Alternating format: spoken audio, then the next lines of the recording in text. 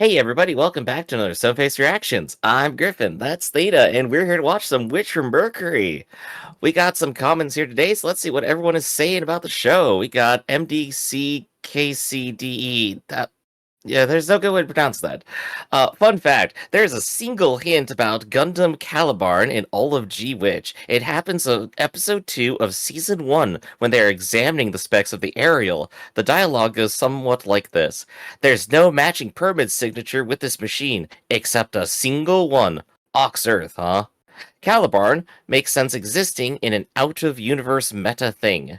Maybe it was a mistype, but having a Gundam named after a character from The Tempest, Caliban, son of the witch Sikorax, and the Devil, and combining it with Caliburn, the sword in the stone that only is chosen to be that only the chosen one can wield, is great. Part of the internet would call that Kino. Hey, you know what Kino is? I don't. I don't. Alright, well, I guess I'm gonna say cool. we'll expect a explanation of what Kino is next time. I did, those are actually two different comments from the same person. I just combined them into one so you don't need to read them one time.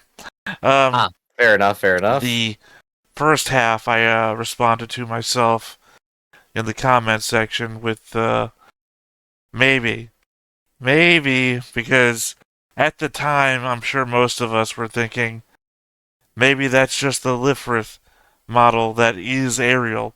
Maybe they just have the old reading from that one, and the new Ariel is just slightly different. I think originally that was... Yeah, go ahead. I believe to which the commenter also pointed out that maybe it doesn't explain the 12-degree difference or 12% difference or whatever much it is. Mm-hmm. I also, now thinking about it off the top of my head, seems weird that their school computer would have access to this classified Gundam permit score reading. So that's also another tick off of why I don't think. But at the same time, it is a reasonable explanation. So I'm not gonna say no, never. It makes sense. In a watching it from the beginning going forward kind of way. The original hint is just like there's other Gundams out there, not specifically Caliburn, but looking back, it's like, oh yeah, no, that could make total sense. It could make sense. I just think, you know how much I love all these, like, oh, in episode 2 they said this, and now in episode 15 this was revealed. How much I typically love that. I guess maybe this is an account of I didn't spot it, so I instantly hate it. But Caliburn is actually like a really good name here. We already have like plenty of Shakespeare lying around. I need to go get a literature degree for that one right there. But the son of the witch as a sword, yeah, no, cool. That totally makes sense. That checks out as like a really good on the nose naming convention right there. Well, the whole Tempest angle was talked about a lot during season 1 among the fandom. Mm-hmm. I've got more Theta thoughts about it later on. Did you read or I guess see any plays of the Tempest? No, I think the most Shakespeare I really have is Julius Caesar. It's not. I wish that somebody did like a modern take on it. Kind of. I guess technically, I guess you consider Lost is a modern take on the Tempest. It has a lot of. It has a lot of crossover. I mean, up until at some point where they just start throwing shit at the wall, and Lost becomes its own thing. The initial setup for Lost could easily be seen as the initial setup up until maybe the Dharma Initiative could be seen as a parallel to the Tempest, but like everything after that, it's all weird. So on this episode of Witch from Mercury, we get the Black Smoke. Well, I would just say I wish they did like a modern reinterpretation of the Tempest, kind of like the John Leguizamo Romeo and Juliet movie. Mm-hmm. That's we can get a West Side Story in here too. Well, I just something that's more digestible to a modern audience. Yeah. I mean, like, I'm definitely like the person who could probably go back, read, and go, it's like, yeah, no, I understand it, but I still understand that it's difficult to read. Probably more so to listen to it live and try to figure it out as you go, too.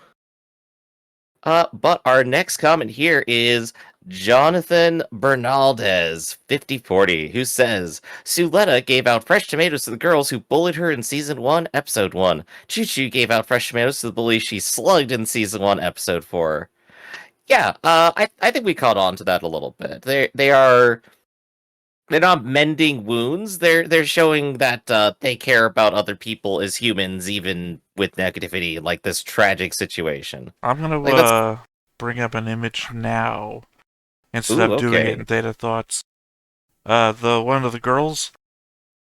Yeah, Those yeah. are the three girls on the top. Are the ones that made fun of Suletta when she first gets to school in episode 1. Right. And as you can see, once we get to the episode after the second school shooting, there's only 2 of them left. No, they took the blonde one. No. Yeah, the happiest looking one. Gosh, she really is, isn't she?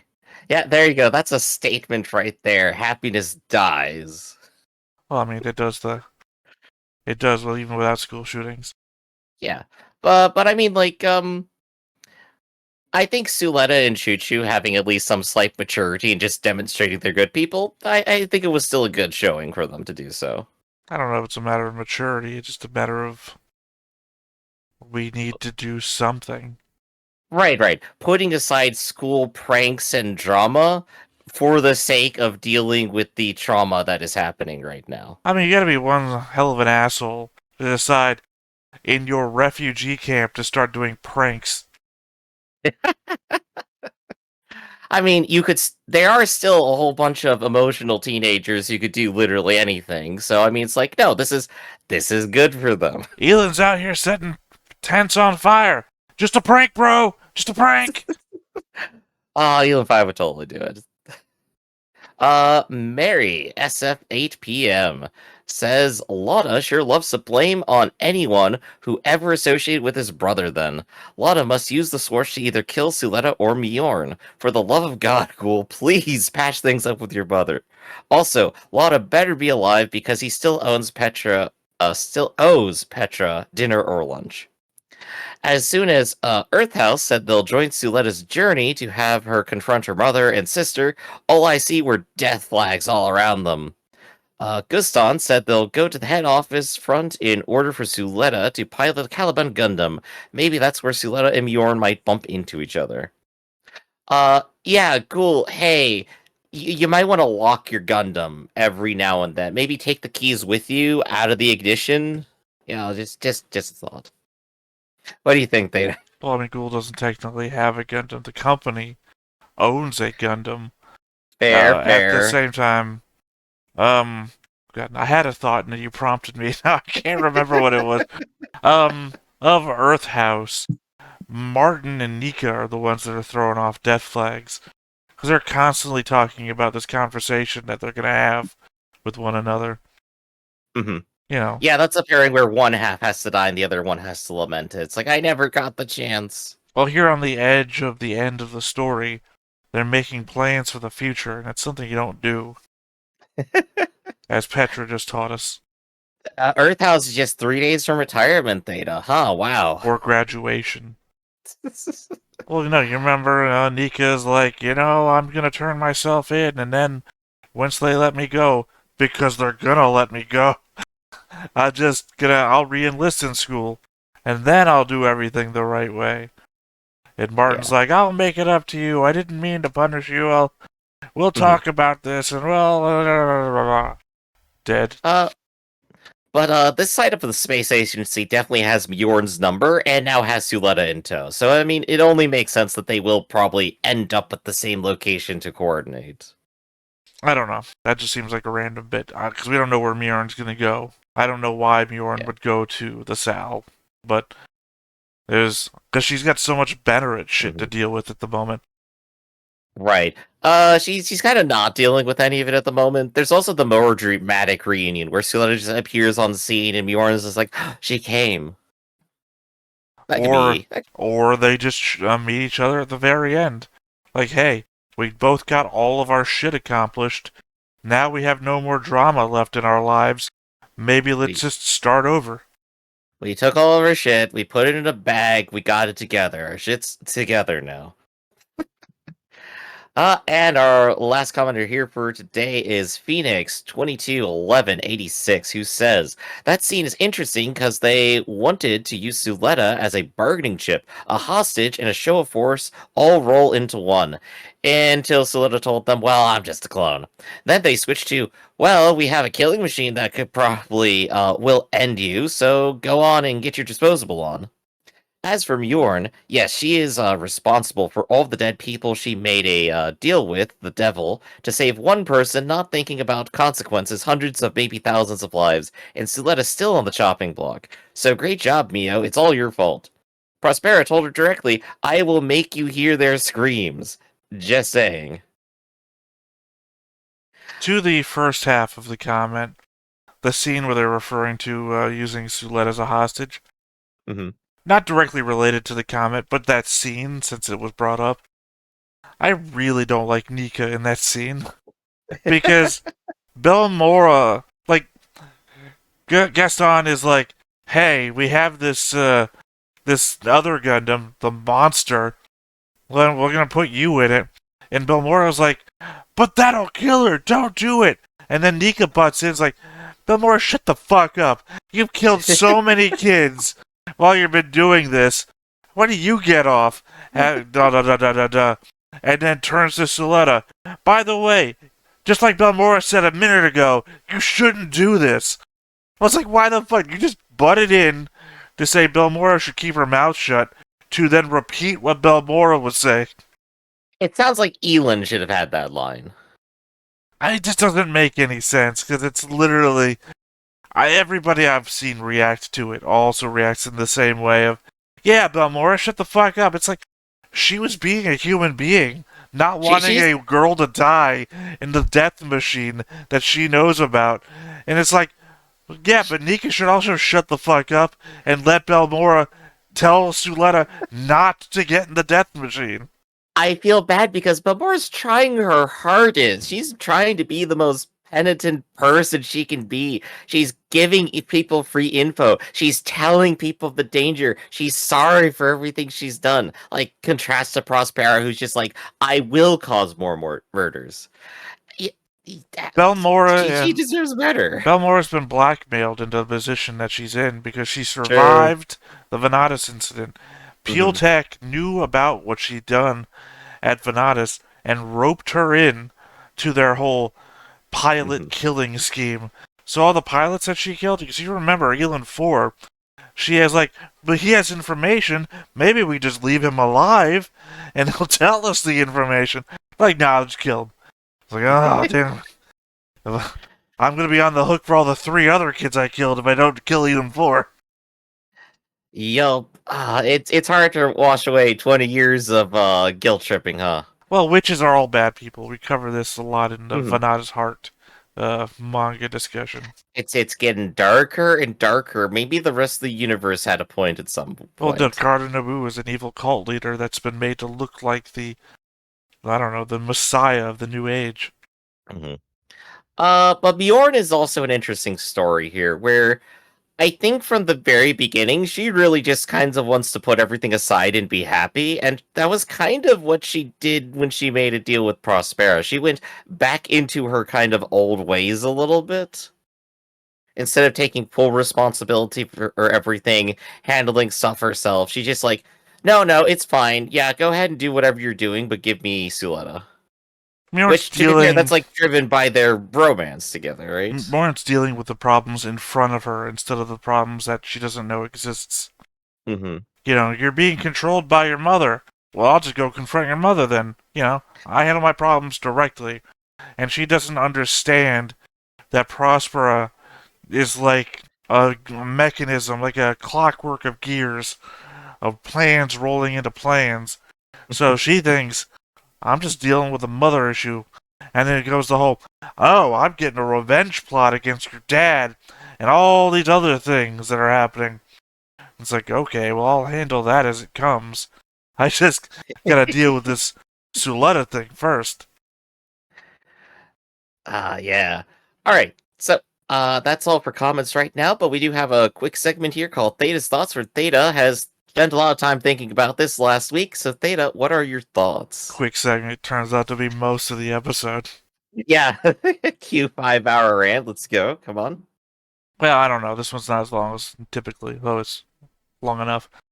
It's mostly because a lot of these are rambling thoughts that I've had throughout the week, not as solidified as sometimes when I have like a picture for every one of them. First thought is everyone is one step behind Ghoul in understanding things. Episode 21, Mjorn says that she doesn't want to lose anything else precious to her, which is what Ghoul said when he got back from Earth a couple episodes back. Mm-hmm. Same episode, Suletta says that even if she gains nothing, she has to do what she can. Exact same sentiment said by Ghoul at the end of his fight with Shaddiq.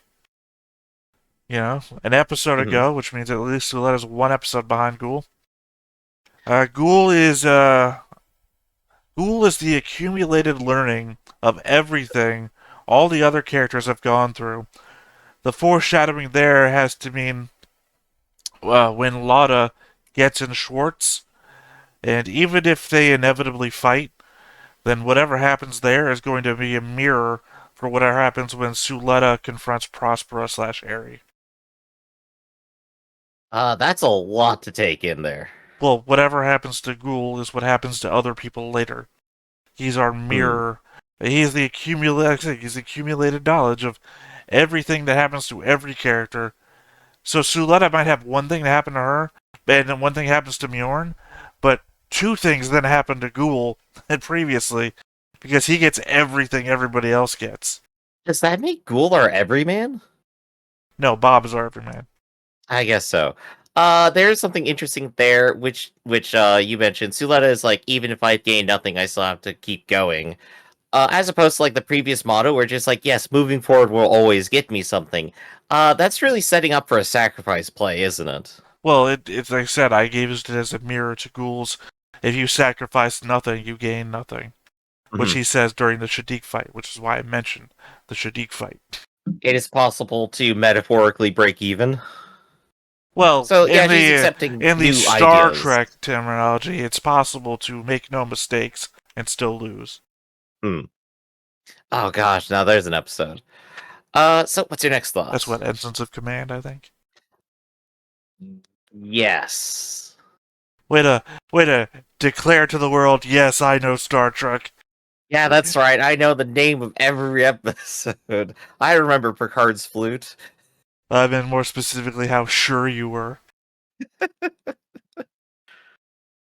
They say the Space Assembly League recovered the new Gundam from the Venatus Institute, but Cathedra was the one that launched the assault on Falk Wagner and then blew it up. There could have been space debris. Who's to say an explosion destroys a giant robot, right? Well, the fact that our Gundams in this series are eminently destroyable.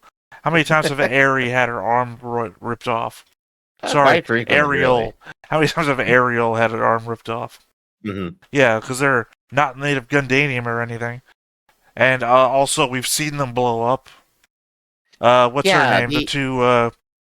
God, what's the one? She rushed out of Falk Wagner to avenge her friend who died in the shootout inside. Her Gundam got blown up. Yeah, they are pretty eminently blow-upable in this series, compared to others, for sure. Right, and Cathedra, which is there to destroy the Gundams, clearly wouldn't want to save them. Also, Cathedra sub to the Bennett group, so I don't know why Sal would even be involved in that. Sal could have been doing like an investigation, because like, wait a second, why did all this happen and whatever. Maybe they could have just pulled together a whole bunch of parts. I don't know. Maybe it doesn't entirely all follow, but ultimately it was there, and now it's in somebody's hands, I suppose. Yeah, who can kill the legendary sword? My point being is it shouldn't be there. Also, maybe it is made of Gundanium. I mean, here's another thought off the top of my head. Sal is half infiltrated by former Ox Earth. Why would they just let the their other precious Gundam thing just hang around there in the hands of an agent can just get to it? I don't know. It seems like nobody can really lock away their keys here, you know? That's an ongoing problem in the future we have. So, next thought. Master Elin said that if Bjorn chose violence on Earth, everyone would back her in the election. Now, Shadik did take himself out of the running, but Bjorn wasn't disqualified either, despite the press, what the press is pinning on her. The CEOs and investors of the Bennett Group thought Bjorn was still a better choice, with a 24-hour news cycle showing her off as basically the worst of America in the Middle East than an everyday Sarius, or literally anyone else in the company for that matter. I can imagine some CEO sitting back and going, I like that Mjorn. She's killing Earthlings. Good for her. Good for business. Let's get her on. Right. That's the idea that Master Elin was selling. But once the Yeah. 24-hour news cycle that we see in most of these openings starts hitting with, hey, Better Group is killing all these people, that's got to be start doing some bad numbers to your investors, right? So it's like they still thought she was the best. Like, not one of the other 500 members of the Better Group CEOs was like, I might do a better job, or hey, Sarius is still alive. There is still also the other possibility here where they're all just like, yes, she's already set up to take the entire fall for anything terrible we do now. Just pin it on her. She's already killed so many. Look at it.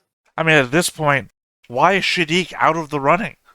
Literally, you're willing to do war criminals the CEO job. It seems like he's very motivated. These are the things you want in a CEO. I guess maybe in this universe, if you're arrested on felony charges, you don't get to run. And yet we got a presidency coming up. Next up, additional thought to all of that.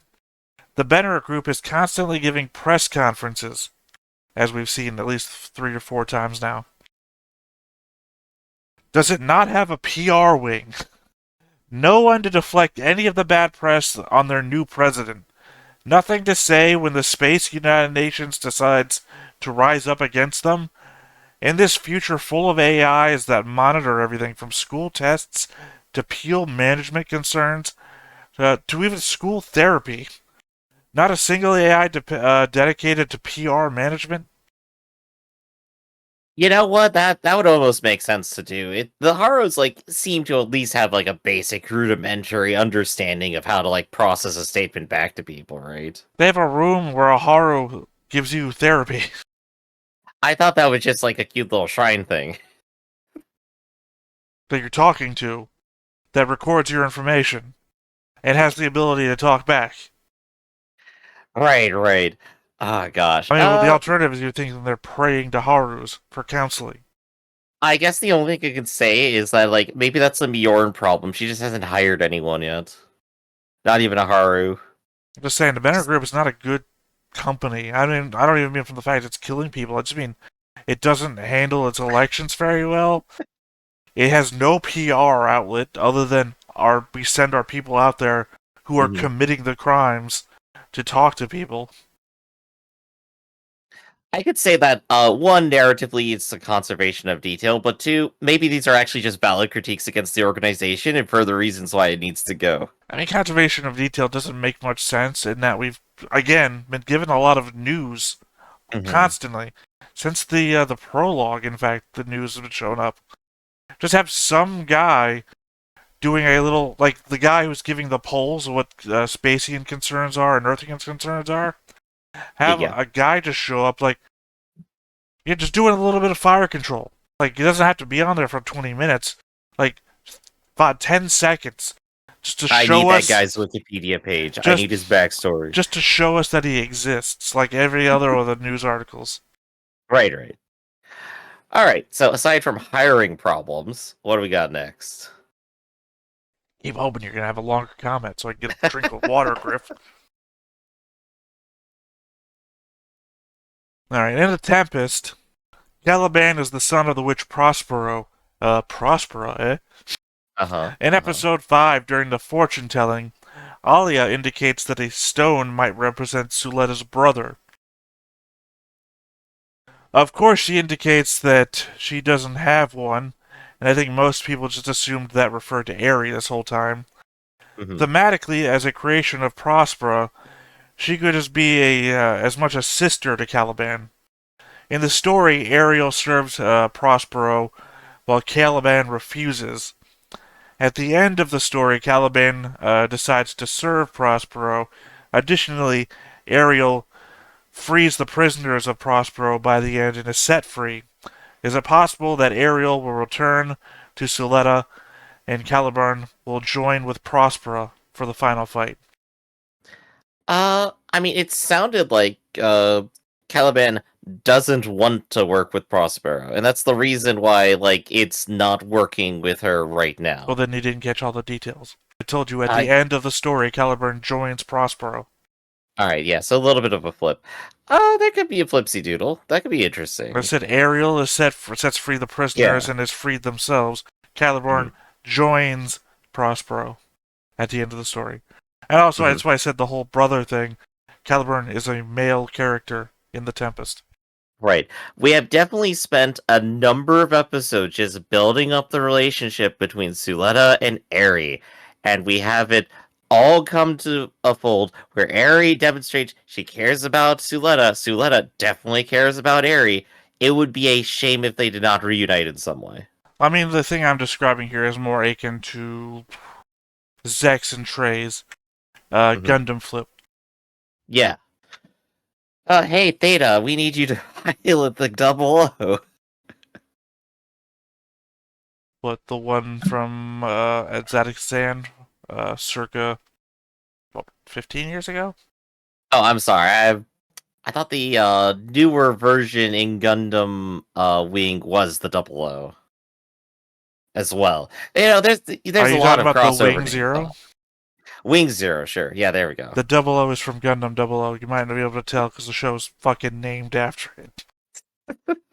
People say There's I too don't many pay attention. zeros. It's funny because the chapter 3 of Gundam Double OF actually features the Azota-san fight, so it's ironic. I'm not there yet, but There you go. at some point, Delling is going to wake up from his coma or whatever he's currently in to share some insider piece of information about Quiet Zero with Mjorn, right? Yeah, they're hanging out together. Well, they're not. One of them's in a coma or something. Not a lot of input from Griff on these. Okay, I I mean, I'm not sure what to say. Just like something. they came to talk to each other.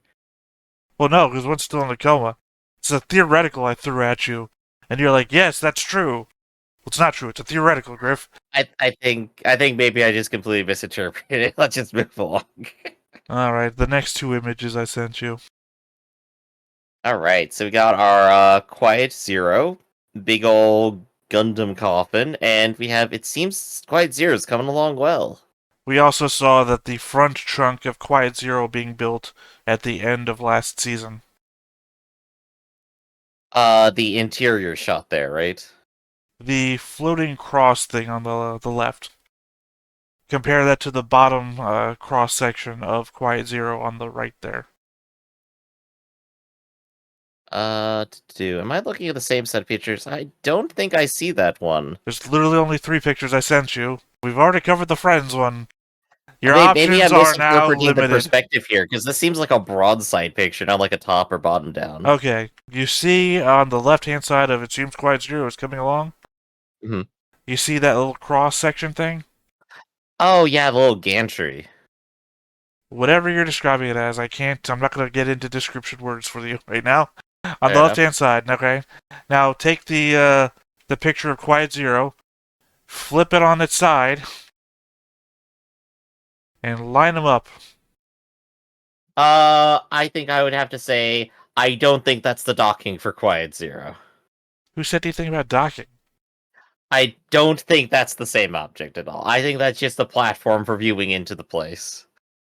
Or a working gantry. I'm pretty sure that's the same thing.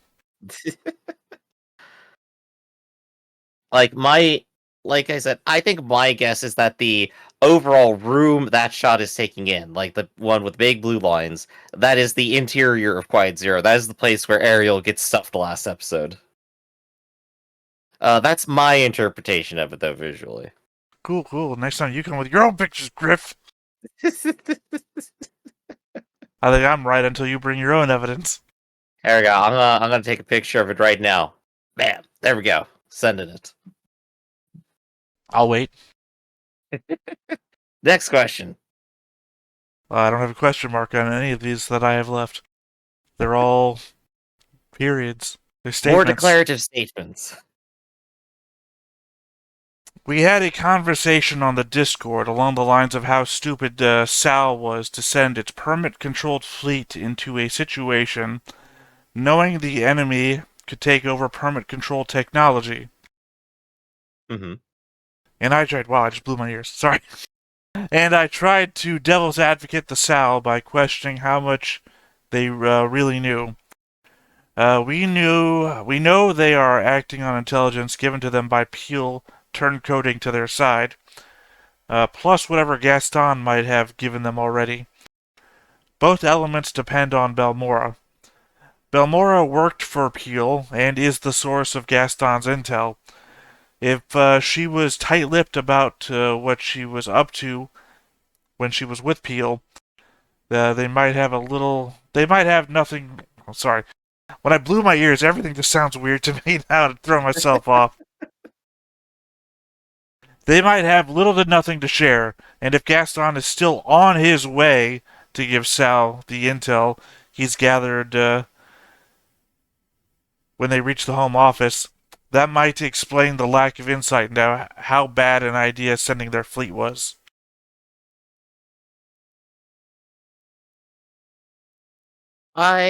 I think what I would probably say makes the most sense to me is that the left hand doesn't know what the right hand is doing here. They just did not get the information to the fleet that needs to take the action fast enough or in a way that they could interpret and use.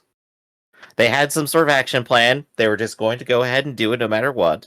And by the time they figure out what it could do, it was already too late. That seems to be how it played out.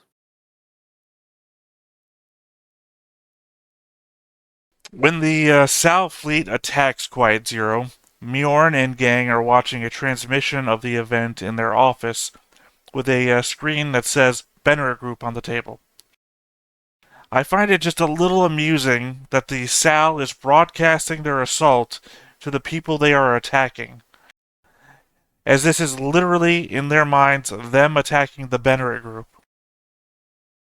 It's the Benneret News Chopper. No, I agree. It's a little weird unless people have been wrapped in a little bit more than they seem to be. They're literally watching on the screens the assault that Sal is performing on them obstinately because they think Quiet Zero is the Benner Group. Maybe Prospera is broadcasting that to them as a last, haha, look at this. I mean, it's never indicated. That's very true. Yeah, I have no idea who owns the camera. If everything has parallels to the Tempest, then I believe Lauda is currently on a path that leads him out to be a Sebastian or an Antonio. Depending on how you look at it and disregard some of the relationship ties, they both stand opposed to Ariel and don't regret their actions in the end. Both are forgiven in the end.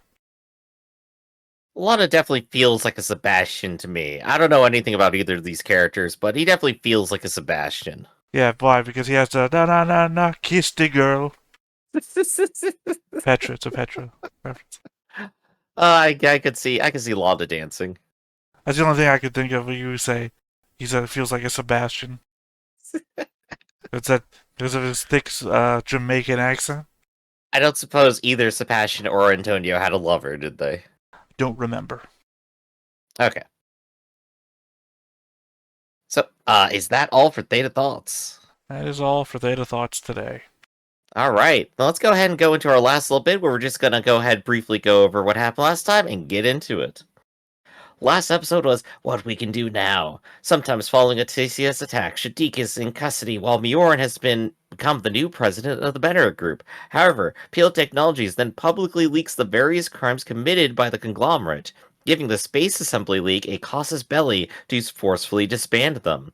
While Mjorn struggles to respond, rejecting Sarius' offer to use himself as a scapegoat, Prospera activates the now completed Quiet Zero, a huge battle station equipped with an army of drones operated by Aerie that hack and destroy the League's fleet, causing Bjorn to regret building the super weapon. Meanwhile, at Astasia, Earthhouse aids survivors when they are approached by Belmora and Fang's partner, Gaston Parch, who requests Suletta to reason with Prospera. However, she assures her that her mother will not listen to her, revealing her true nature and accepting that Prospera has no familial love for her. Gaston then suggests an alternative option, Suletta facing Prospera with a Gundam that the League recovered from the Venatus Institute, the Calibarn. While Balmora warns that this mobile suit has no safeties, Suletta accepts, with Earthhouse and Elin, who overheard them joining as well. Elsewhere, Lotta has taken to blaming Mjorn for all of Jetrik's house misfortunes. Yeah, that sounds like a good summary. Any interesting tidbits in there that didn't quite grasp when we were watching for you? Well, no, because remember, Mhm. these overviews are written by people as informed or less informed than we are. Mhm, mhm. So yeah, everything checks out, and I guess with that in mind, any last comments before we begin? Nope, let's go. Let's watch it. All right, but before we get started, be sure to hit that like button, hit that subscribe button, and comment down below to feed that algorithm. On top of all that, if you watch more shows like this unfiltered, uncensored, and uncut, as well as some early access stuff, you can check it out over the Patreon. It's just $5 a month, but no pressure. It's old sports channel, just a little bit extra.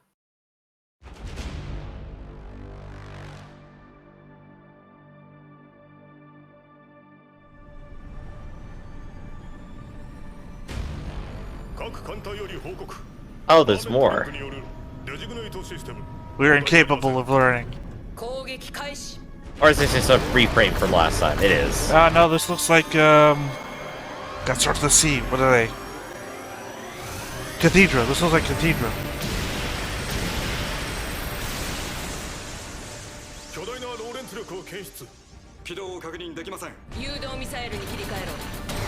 They're using Lorentz wrong. Lorentz is a time dilation formula.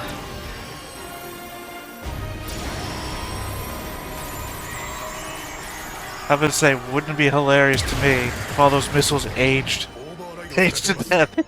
Just to say, fuck you, Riff.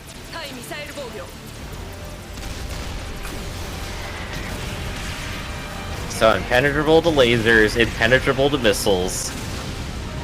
Wow, Well, no, their it- laser defense is no good, huh?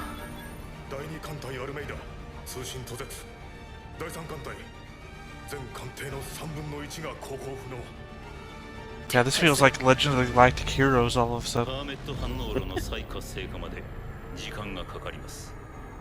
ありがとう、エリ。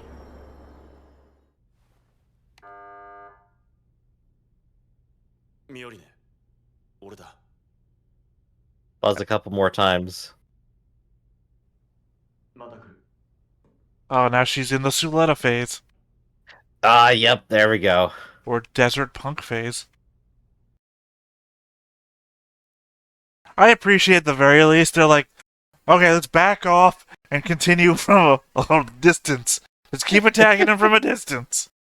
Hey, yeah, hey, look, someone who makes like a smart decision not entirely based in pride. Oh my gosh, that's like a first.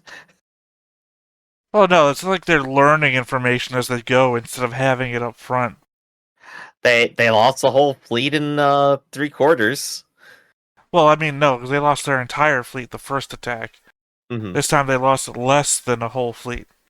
Yeah, so 2.3 fleets down. Let's see how many more to go. Well, to But, be fair, I guess they didn't think that they'd be able to take over missiles on the fly, because that would be a lot That'd be faster. crazy. Well, I mean, it seems like it would be, okay, we know that their little take control field is here, and they're in the middle of it. Are the missiles fast enough that even if they take them over, momentum will carry them. Mm-hmm. It looks like the field also stalled out their momentum too. Well, it Which is an seemed like they had interesting some feature. sort of weird programming thing where they have to activate the engine via program. So once they Mhm. got taken over, the command to propulse just stopped being sent. So perhaps if you just fired a dumb missile at it, it would work. Well, guns are outlawed, remember? Ah, true. デミバーディングをまた貸してほしい？頼むこの通りいいよ。マジその代わり壊したらこれだか You ら。 break it, you They buy it. They never go out in it anyway. スレッタのためっしょ覚悟決めもう一つ。ロージも連れてってくんない？興味あるんです。これ。 He's got to build a new one. Well, he's been the tech kid who talks to his hardroom こ mostly. れ1日分。モビルクラフトのマニュアルより多いんだけど。そうかな。いいじゃん一人増えるくらいジェターク寮のやつらと行きゃいいだろグエル先輩が今は来ちゃダメだって。う。だったら。じっとしてらんないんだよなんだか。 I mean, she launched before even Chu did. She's earned it. She should be able to go. 私 I know, she's antsy. She needs action. 家族のためだからって一人で背負わせちゃいけないよね。で、その本人は強化人士はガンダムを扱うための消費パーツだからね。あいつはまだマシだったと思うよ。 She knows now. Oh no. She mentioned it last episode, Griff. 怖くないの？全部ほっぽって逃げればいいだろう。あいつだって。怖いです。でも私やりたいことって最初はお母さんに勧められてただなんとなく持ってただけで。でも今 Ah, that slow Estasia 誰か theme. に言われたからじゃなくて私がやりたいって。エリクトをお母さんを止めたいって。 The Estasia theme just represents hope all the time, so 羨ましいな。なんでもない。行こうか。 Is Elin 5 getting the slightest bit of hope too here? by the way, the irony is that that もう一 image つありました。 they were looking at there is also one that exists in another anime. Oh, really? I don't remember what it is, I've never seen it.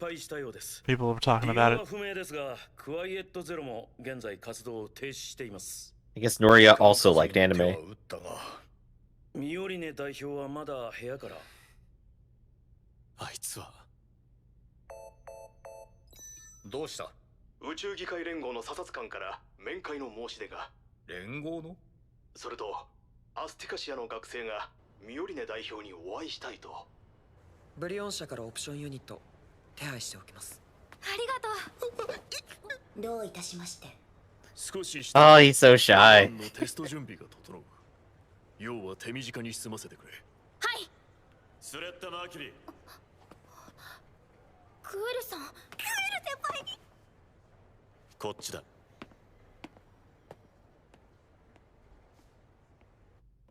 あいつは俺の婚約者だ。今さら合わせると思うか？私ちゃんとお話ししたいんです。 That's why they call me the Straight Talk Express. まっすぐ。だったら俺と決闘するか？負けたらミオリネのことは諦めろ。どうする？やります。決闘 Seriously? します。 Oh, okay. Oh, okay. I was wondering, like, do they have time to pull out the Gundams? I mean, obviously Ghoul is gonna lose on purpose. そのものの技のみで決まらずただ結果のみが真実 Also good to know he just brings it around with him. Also that he can fence.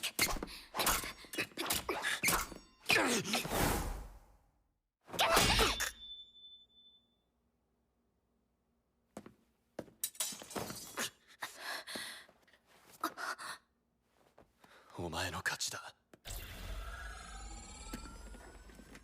Why are you still wearing your uniforms? They can do this.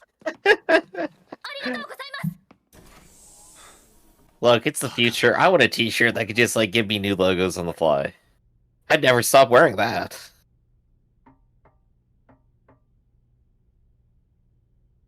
ミオリネさん、スレッタです。突然ごめんなさい。 I mean, though I think it's pretty clear that Google gave up. クワイエットゼロに行ってきます。 I think he was trying. エリクトと I don't think he was really trying. お母さんに I think he knows that 話して Mjorn wants to be with クワイエットゼロに Suletta. 行ってもらいます。でも私、ずっとお母さんとエリクトに支えてもらってばっかりだ。 Plus, he got everything he wanted 一 already. 人で選んで決めるのはすごく怖くて。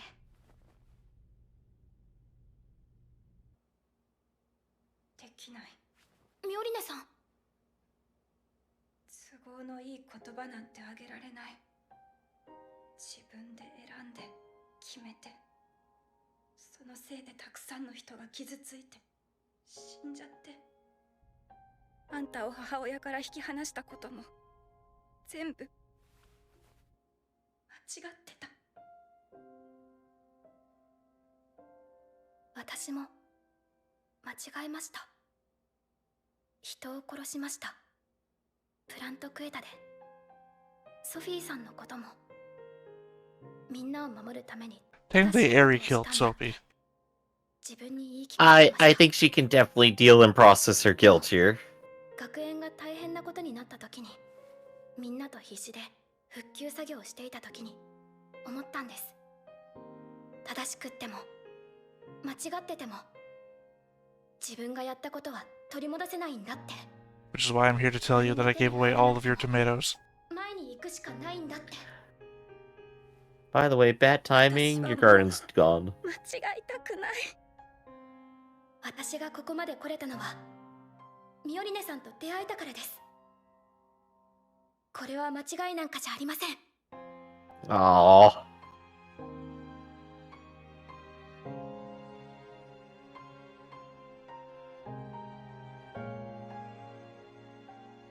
いつか私と一緒に地球に行って、私は自分のやったことに一人で向き合えるほど強くない。でも見ないふりするわけにはいかないの。扉開けてもいいですか？ダメ。自分で行く。自分で開ける。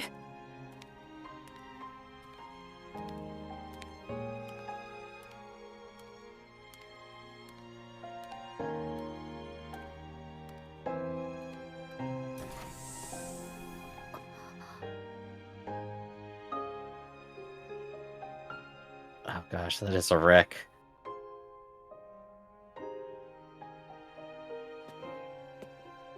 Yeah, but Suletta just literally got out of that herself, so. Mm-hmm. Again, it's a good mirror, and they're coming out of it together.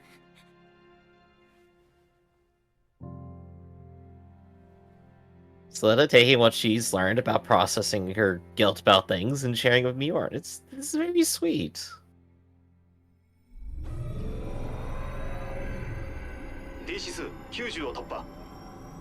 No, what I was saying though is, I think Ghoul got everything he wanted already. They're like political marriage, and then recognized that this all mattered more to Suletta than it did to him. So he was just giving it up. As he said before in the Shaddiq fight, you have to sacrifice to move forwards.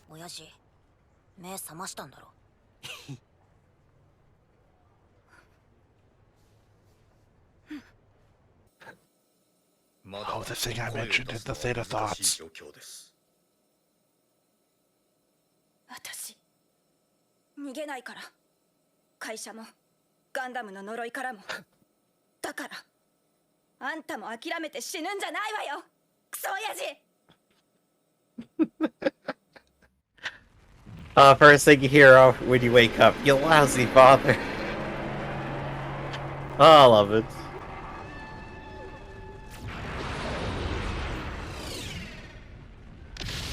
This is an interesting. Wait, do they have superstructure. multiple Quiet Zeros? I think it's like a dockyard kind of deal. No, it's Plant Quisha. They already mentioned that, Griff. Pay attention! That's what I'm saying is there are multiple Quiet Zeros. やはり先手を打たれたようです。ならこちらから伺おうかしら。デリング・レンブランのところへ。現状クワイエットゼロのデータストーム展開率は 60%。プロスペラ・マーキュリーはユニットを回収するためにプラント・クエタへ向かうはずです。もしあれが完全な状態になれば地球圏全体を覆うほどのデータストームを展開できるか。本社フロント中域に防衛艦隊を配備済みですが。 I'm still confused if Earth Sphere means all the Lagrange points, or just Earth. スコア8なんて浴びたら即死だ。ファラクトはそもそも高負荷のスコアに耐えられる設計ではないんです。ならシュバルゼッテの仕様を書き換えて使えば。今からではとても。デミバーディングのオプションユニットにスイッチ可能なコクピットスペースがあります。パーメットリンクを介さない操縦システムを載せればオーバーライドされずに稼働できる。目隠して運転するようなもんです。無茶ですよ。 Work for Ricky Bobby. NTPS は用意はしましたが。 Oh wait, no, they literally done this scene before. This is a callback to season 1. She failed back then, though. But she'll succeed now. It's scared, bro. 可能な限りこちらで食い止める。あんたにはエアリアルとガンドノードを引きつけてもらう。できる？はい。本当にいいのか。クエルさん。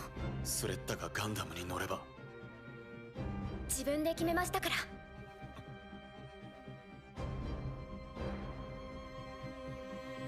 Literally can't tell what that look means. That's the dead inside but seriously doing this face. あなた方は学生なんです。責任は大人に取らせなさい。 Ah, I'm so grateful people are saying that. I mean, because to me it was the look of I've taken my eyeballs out and replaced them with glass doll eyes. 見違えたな。水星ちゃんのおかげかい。シャディク、あんたと私は罪を犯した。でも終わりじゃない。犯した罪は償うの。君にできるのか？できなくても進み続けることにしたの。だから一つ取引しない？取引？悪いようにはしないわ。私を信じなさい。Get in the mech, Shadiq. Do it. Yeah, that's what seems like it's about to happen.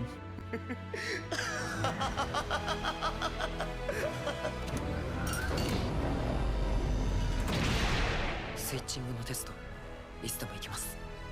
ありがとう、ロージ君。チュチュ、最終調整するよ。オッケー、ミカネ。こんな博物館レベルよく残ってたよな。俺はジャンク系の方がいじり慣れてっから。 It's a relic from the Drone Wars. 本当に行くつもりなのかい？ It's just a guess. They've mentioned the Drone Wars like twice now. Ah, Martin, you aren't a pilot. No. トマト持ってきてたの。NR400 アネシドラ。それ大地より贈り物を贈る女性って意味なんですよね。あ、調べてくれたのはロージさんなんですけど、そしたら遺伝子コードに言葉きっと。 Oh, Jesus. Oh, That's heavenly delusion shit right there. No, but that's totally real. That is actually a real thing you can absolutely do.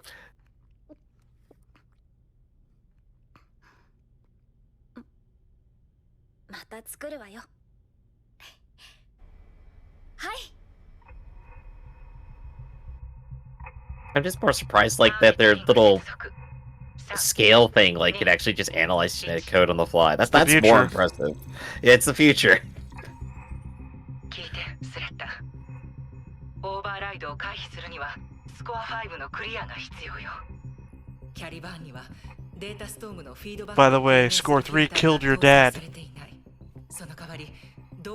But Eri can also go to 38 automatically, so you're kind of doomed no matter what. Okay, there you go. Good reasoning. あの子のようにデータストームと共存はできない。絶対に無理はしないで。ありがとうございます、ベルメリアさん。私のわがまま聞いてくれて。始めてください。コール開始。了解。コール開始します。 Player 33. Oh, that's a cute way of scrolling, like using the little joystick. 体内流入値をプラス5ポイント。コール。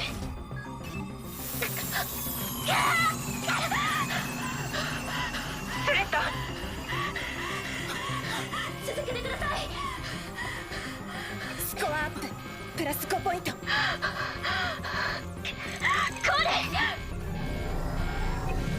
Alright, better than your dad.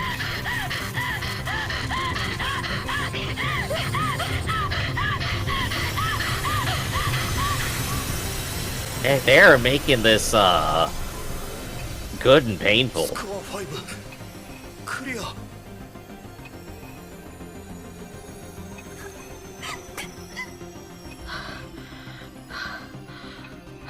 Imagine burning your life away for a test. I mean, they gotta make sure it'll work, otherwise they're just throwing her out there and she just dies in space. That'd be even worse. Would it be worse than dying in the test chamber? Yes, because at that point they would formulate the plan around it. 見せてもらおうかしら。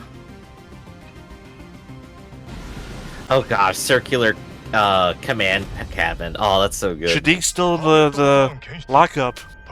Oh, okay. I guess he's done something else then. He's probably called into favor.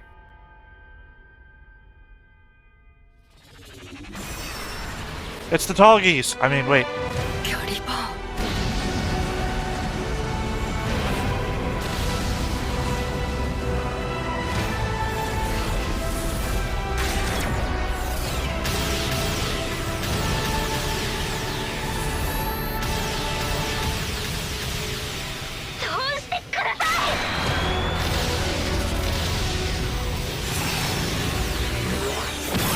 It's like a witch's broomstick.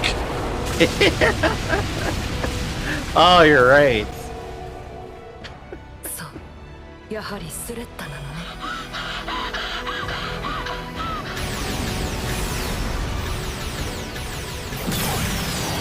She really is a witch now. 戦闘始まった。こっちも行くぞ。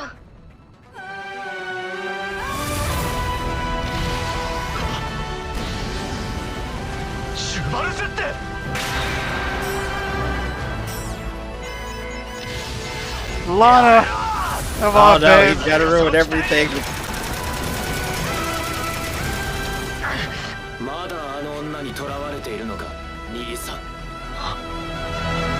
No, we literally divorced a little while ago.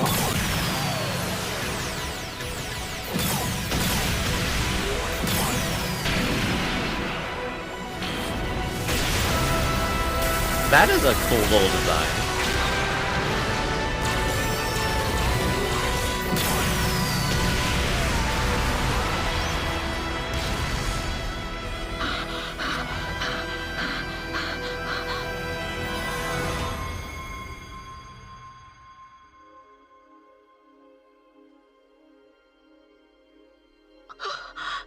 It's the girl.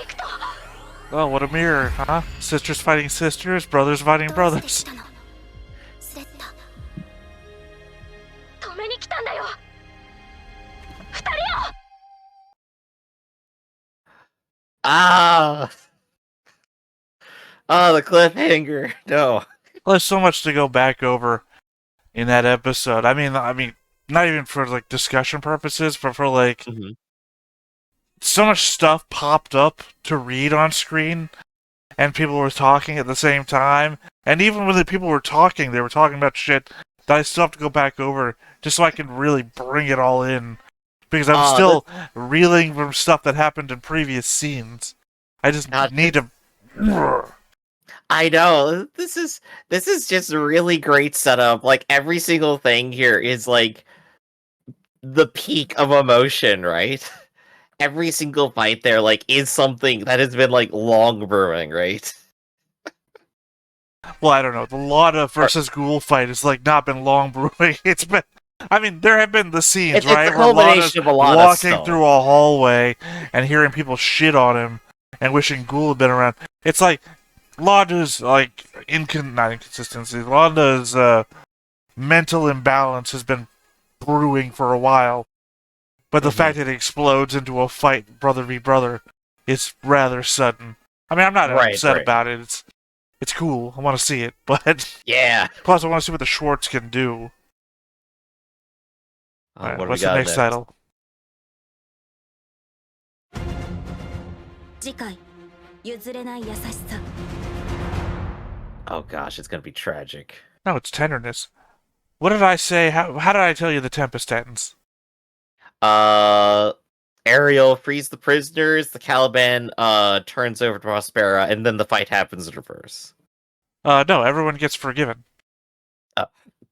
Oh, okay. My recollection of the ending of the Tempest is that basically no one really dies. You know, I really don't see that happening here. I honestly don't. Well, for People one, will die. Prospera is not going to be forgiven. That's for sure. I do like the altogether shot we get here. Oh yeah, this is really cool. Like that one we had. Oh, sorry, I was about to mention a tabletop game you weren't in. Raph once was in a game of Ironclaw with all of us, and he drew all of our characters like ready to march off into battle, and it was kind of this kind of deal. Mm-hmm. And then of course we have our Cathedra Ace pilot, like one person in between him and Suletta, just like, hey, by the way, I killed your father. Oh, cool with that. Well, I mean, she recognizes he's not really her dad, so if Prosper is not really her mom, then Nadim is not really her dad. Right. And in fairness, Ari only knew him for 4 years. But yeah, no, like this is good. It's also interesting to like see who's up front as well. Obviously, our two main characters in front, Choo Choo and sorry, it's not Noria, it's Nika. Nika, sorry, too many end names. No, Nika's not at the front. Oh yeah, she's just behind. Sorry, Alia is who's up on the in front. left? That's the fortune teller. I literally just mentioned her in Theta's thoughts. Yeah. Okay, so fortune teller up front is an interesting choice, and then of course we have. Well, who else amongst this group of people would have known where to stand if a group shot was about to be taken? But the fortune teller. And then of course we have the Jetter Cow's hotshot pilot there in the front too, the same one that was begging to go.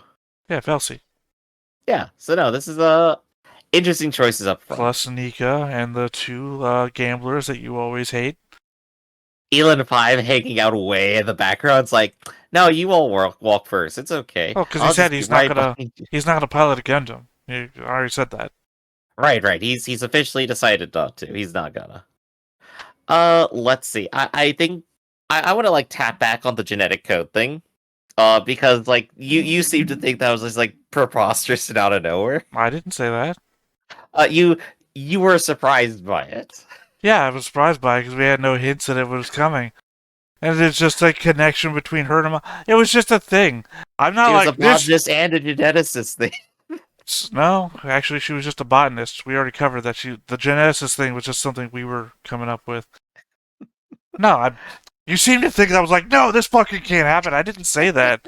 I know that's why I need was you to just elaborate. reacting surprised, and I was like, I was just a thing. Yeah. Of course, I do know, Griff. I do keep up with. Oh, God, now I can't remember the name of it. It's an acronym for the thing to be able to break down RNA CRISPR. and DNA. CRISPR, yeah. Yeah. I'm sorry, I'm thinking of Wapner, which is just the code name of Joshua in War Games. Which I guess does have some like level of connection here. We're going like 5 levels deep on just genetics for this episode. Well, no, I mean Joshua was the dead kid who then got like coded into the Wapner defense system for NORAD in the movie War Games. Mm-hmm. You know, would you like to play a game? So it's Um, very much the Ares situation. Right.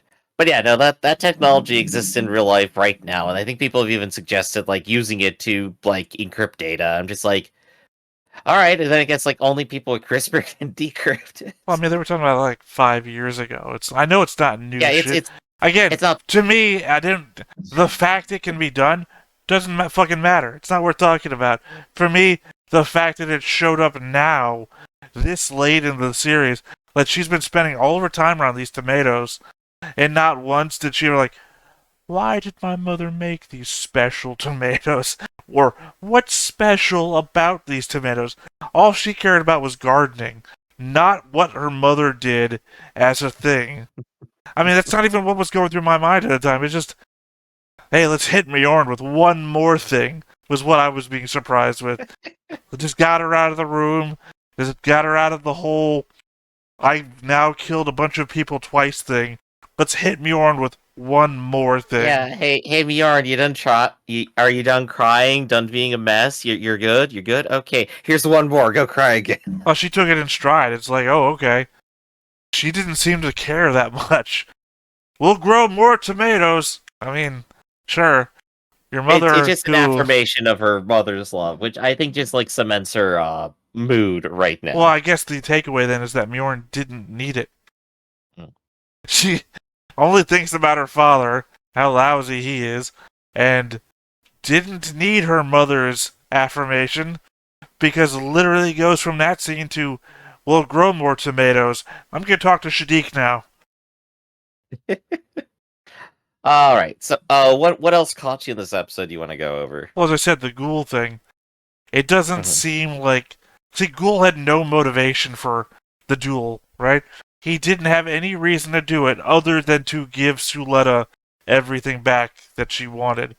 The only reason that he entered into the whole thing with Mjorn is because he needed her position within the Benner group to leverage Jeturk heavy machinery back into the company it used to be. Other than that, he knows that it means more to Suletta to be the bride. It means more to Mjorn to have Suletta, because there was never a scene like episode 11 between Ghoul and Mjorn. Ghoul was the guy who was about to whip her with a stick in episode 1. So there was never that deep of a connection between them. He used her for the position. She recognized that she needed him for that moment. And then Ghoul's like, hey, you've been torn up lately. What's one thing I can do for you? Let's have a duel. Right. I think that's a good interpretation, and I think that's the definitely the higher level reasoning going on. But I think like in the scene and the way he's portrayed and the way he acts, like doesn't seem like he's faking anything or giving anything up. Like he is genuinely surprised Suletta wins. He seems visibly upset that it happened. He is between himself, because I think he does have actual feelings for Mjorn, even as he is also using like his higher level reasoning to get a lot of other stuff done. He literally like was talking about just being allies with Mjorn and doing this all for business. But I think there was some internal self-satisfaction he got from it, and yeah, he probably does realize that he doesn't need that, and that doesn't get him anything. And he's willing to let it all go and let them be happy. For me, it was a callback to the whole Shadiq fight, with his whole, if you sacrifice nothing, you gain nothing. In that he's still, as he said, Suletta's a precious person to him. If he wants to keep Suletta around, he's going to have to sacrifice the Mjorn marriage. And because he'd rather have Mjorn around than have Mjorn married to him and lose Suletta. So, it's all calculated. Yeah. I think very much what you're counting as surprise and regret for having lost is all show. Because he's not the kind of guy anymore that says, ah, damn it, I lost! Like that he did when he got hit. And it was more of a self-comment when he's walking away and says, what a fool I am. Because it's not what a fool I am regret from having lost Mjorn. It's just some internal monologue going into his mind about what the situation he finds himself in. Yeah, I think that is his final overcoming towards maturity. He is fully matured in that sense. My very right? first statement was how Ghoul is the most of every character. Every character you see in this scene, if they had an emotional arc where they had to get hurt to figure something out, Ghoul went through it first. So Ghoul is already Ghoul's already there. He's most ahead mature of the curve. He is now anyway. Yeah, Ghoul is basically the. If it wasn't for the fact that the story was about Suletta and Mjorn, Ghoul would be the main character. He's gone through a full heel to face turn right here. It's been very fun to just watch this entire course of actions. And yeah, you could just center him as the main character here, and you could get a fully complete bit of Gundam drama here. No doubt. Well, as I said in the THETA'S thoughts, he goes through everything first. So he has the combined journey of everyone else in one character. So if you got all of that in one character, you'd have a main character. Instead, you have Suletta experiencing her thing. You have Mjorn experiencing her thing. I mean, even Martin's little journey is something Ghoul had to go through. Yeah. I think another thing in this episode I liked was definitely just literally a Suletta Elin 5 sit down where he's just being open and honest and like putting aside like the dickhead personality. Like just admitting being able to take solace in the fact that there is another enhanced person and have that same relationship that he was already craving like before he met Noria, and now also had that taken away. He has like a little bit of company again in somebody else. Well, you were saying in that moment, oh, she knows now. It's like, well, he walked into the room in the last episode, and they made the deal. Tell me about the other Elin that I knew. She already knew. Griff. She made the deal. That was the point where she was being told it. That was it. We skipped over him having to say it and just skipped right to the end of it where she's crying a little bit over it. Well, no, she's probably being told, hey, he got burnt alive in a machine. So yeah, exactly. That's exactly what happens. Yeah, and then the loser got lasered. Which I still don't understand what the point of that was. It's like, I guess they were putting him through like a permit 8? Like, maybe they burnt him alive on permit? Hey, you know how Aerie ended up in like a data storm forever as like this data storm entity thing?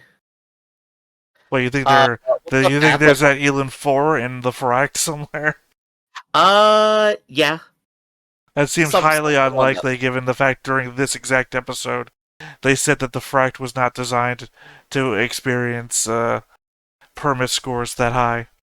There could be like a whole lot less retaining any individual sense. It probably just they just shoved the data in there. I doubt it, because again, that's what Balmora was arguing for keeping him alive for. Let's see. But yeah, no, I like that little bit of a moment between them. Where Elin 5 also gets fully on board on the new confident Suletta train. Or I guess, according to the music, the hopeful Suletta train. I mean, again, he made a deal because he couldn't get off of Astasia without them. So he's literally just saying the stuff he has to say to get out so he can visit that place from the book. Yeah, this is my sign language for book, apparently. Yes, the book telephone, of course. I could do this or this, but instead I say Calabunga. Dude.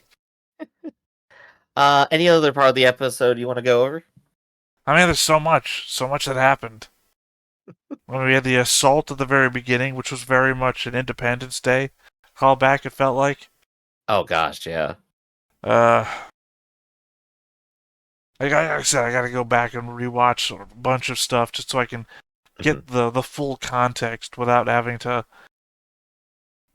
This would be the one scenario I could see where a pause reactor has the benefit because they're just going to pause and read everything. Whereas we're dealing with the emotion of the situation just full on through like a rolling stone. Right, they get to take a hit, calm down, talk through it. Meanwhile, we're just getting sucker punched left and right constantly. That's my preferred way of doing this. Oh, absolutely. No, I'm so glad to be completely beaten down by this series. I'm having such a fun time with this. I'm looking forward to more Theta Thoughts too, once you like fully digest everything. So I think then for today, that's going to be it for Stoneface Reactions. I'm Griffin, that's Theta, and we'll catch you next time. See you around, everybody. Hey everybody, thanks for watching another Stoneface Reactions. If you have an idea of another video we could go ahead and watch, go ahead and put it in the comments down below, and we'll add it to the wheel. Be sure to like, comment, and subscribe, and let us know what you thought about this video and what parts you liked. And until then, we'll see you next time.